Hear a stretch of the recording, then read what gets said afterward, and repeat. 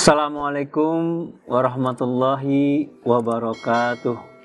Alhamdulillahirabbil alamin. Alhamdulillahillazi arsala rasulahu bil huda wa dinil haq liyuzhirahu 'alad dini kullih wa kafa billahi syahida. Asyhadu an la ilaha illallah wahdahu la syarikalah wa asyhadu anna Muhammadan abduhu wa rasuluh. Allahumma sholli ala Muhammad wa ala ali Muhammad amma ba'd. Allah SWT berfirman dalam Al-Quranul Karim surat Al-Baqarah ayat 185. A'udzubillahi minasyaitonirrajim. Bismillahirrahmanirrahim. Syahrul Ramadan alladzi unzila fil Qur'an hudal linnas wa bainatin minal huda wal furqan. Bulan Ramadan adalah bulan yang di dalamnya diturunkan Al-Quran sebagai hudal linnas, petunjuk bagi manusia, wa bainatin minal huda wal furqan, dan penjelasan mengenai petunjuk itu dan pembeda antara yang hak dan yang batil. Masyarakat muslimin rahimakumullah, bulan Ramadan adalah bulan Al-Quran atau Syahrul Quran, karena di bulan ini Allah menurunkan Al-Quran untuk pertama kalinya kepada Rasulullah Muhammad SAW. Apa yang dimaksud dengan hudal linnas dalam surat Al-Baqarah tadi? Maksudnya Al-Quran diturunkan oleh Allah sebagai petunjuk atau panduan hidup bagi manusia di dunia ini. Allah menurunkan Al-Quran sebagai petunjuk karena Allah Maha mengetahui bahwa manusia bersifat lemah sebab berkekurangan. Jika manusia dibiarkan hidup tanpa petunjuk, maka pasti akan tersesat dari jalan kebenaran.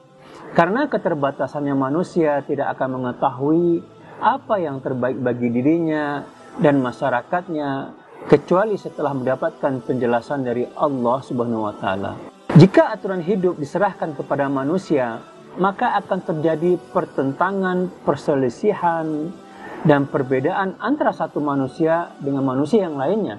Sehingga aturan yang dibuat manusia itu tidak akan bisa menyeluruh untuk manusia lain di lingkungan dan situasi kondisi yang berbeda. Ketika manusia menentukan aturan hidupnya sendiri, maka akan terjadi bias lingkungan di mana manusia berada. Berbeda ketika aturan itu berasal dari Allah, pencipta manusia, yang mengetahui keadaan, kebutuhan, dan sifat-sifat manusia. Maka aturan itu pasti akan bisa menyeluruh bagi seluruh manusia dengan tidak lagi memperhatikan dimensi ruang dan waktu di mana manusia berada. Aturan dari Allah dengan demikian adalah aturan yang paling baik. Allah berfirman, "Qul inna hudallah." Katakanlah sesungguhnya petunjuk yang sebenarnya hanyalah petunjuk Allah. Al-Quran sebagai petunjuk Allah adalah petunjuk yang paripurna, berbeda dengan petunjuk-petunjuk sebelumnya.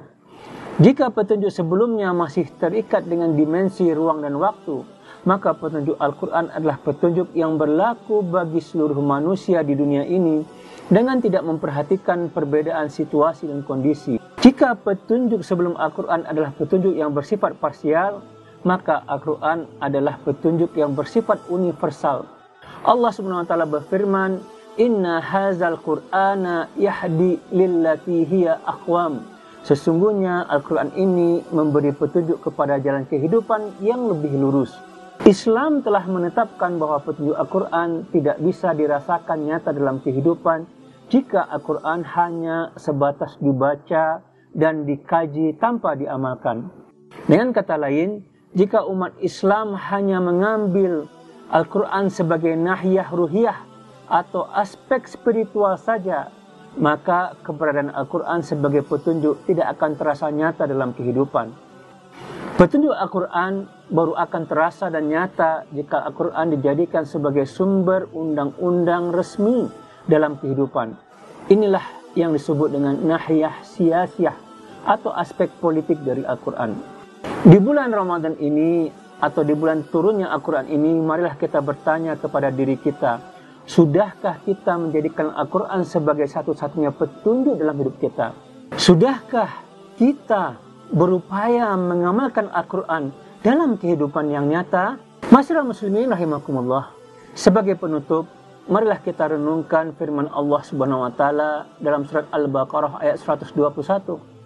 Allah Subhanahu wa taala berfirman, A'udzubillahi minasyaitonirrajim. Bismillahirrahmanirrahim. Allazina atainahumul kitaba yatslunahu haqqa tilawatihi aulaika yu'minuna bih. Wa man yakhfur bihi fa aulaika humul khasirun.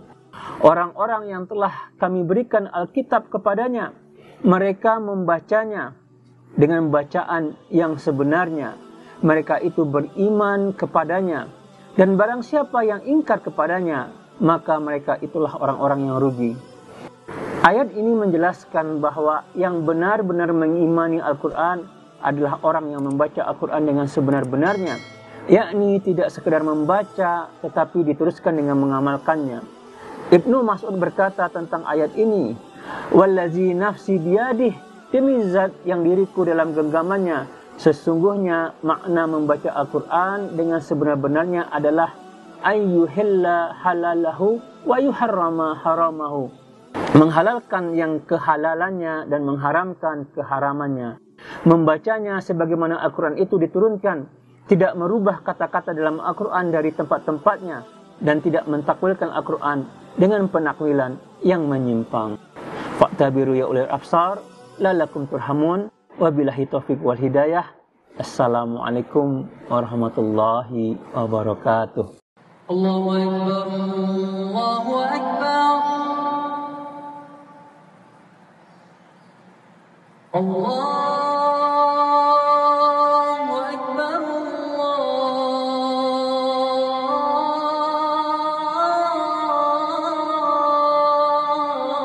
Allahu Akbar.